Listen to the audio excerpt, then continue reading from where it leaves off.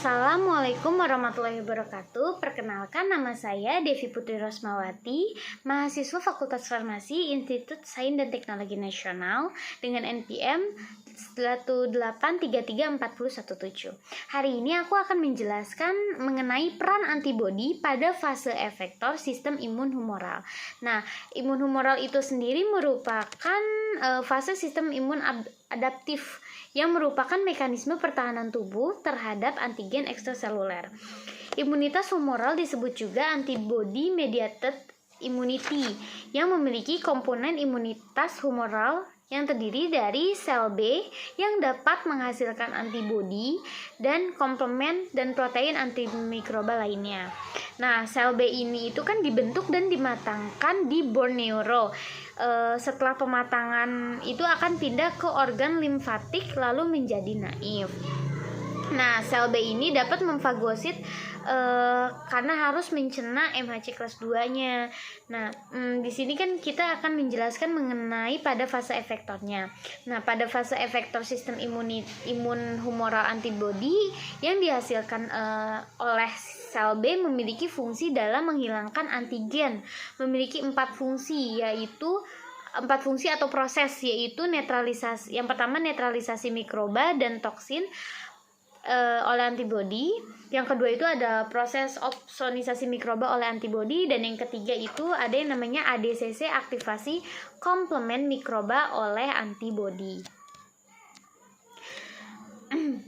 Pada netralisasi mikroba terbagi lagi menjadi 2, yaitu tanpa antibodi dan juga dengan antibodi. Dinetralisasi oleh mikroba yang bersirkulasi ini, darah akan ditangkap oleh antibodi, dan antibodi ini memiliki kemampuan untuk memblok atau menghalangi masuknya mikroba ke dalam sel atau beredar di sirkulasi dan diikat oleh antibodi. Lalu setelah diikat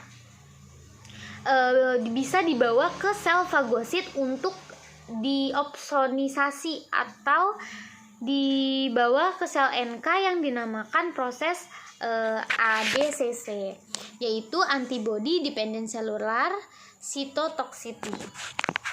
Sama seperti mikroba toksin yang dihasilkan oleh mikroba, juga akan diikat dan dihancurkan oleh Markovak. Proses opsonisasi mikroba oleh antibodi. Proses ini dimakannya suatu antigen oleh sel fagosit yang antigennya sudah dilingkupi oleh antibodi, antigen yang sudah dikenali oleh antibodi yang akan ditempel oleh IgG.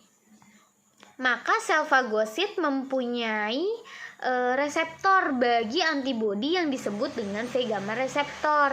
Nah, sel fagosit ini akan memakan mikroba lalu melalui proses fagositosis dan akan dihancurkan sehingga antigen hilang. ADCC, suatu antigen yang sudah dilingkupi oleh antibodi IgG sel NK, akan datang dan bisa mengenali antibodi sel NK yang akan menghasilkan atau mengeluarkan perforin dan granzim sehingga sel akan mati. Aktivasi komplement antibodi ini menempel pada mikroba antibodi yang akan dikenai oleh komplement-komplement yang akan semakin aktif, yang menyebabkan si fagositosis dari sel mikroba, atau dia juga bisa menyebabkan lubang pada sel mikroba sehingga mikroba itu akan mati atau menyebabkan reaksi inflamasi. Begitu cukup dari saya. Mohon maaf jika ada kesalahan dalam pengucapan kata. Sekali lagi mohon maaf. Terima kasih. Wassalamualaikum warahmatullahi wabarakatuh.